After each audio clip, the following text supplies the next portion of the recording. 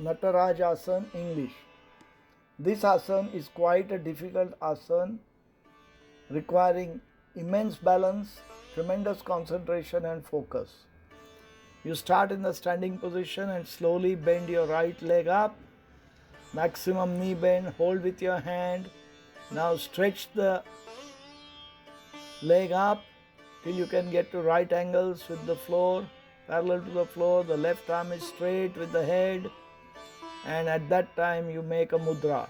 You hold that position as long as you can, and then make sure you return to normal slowly, maintaining your balance.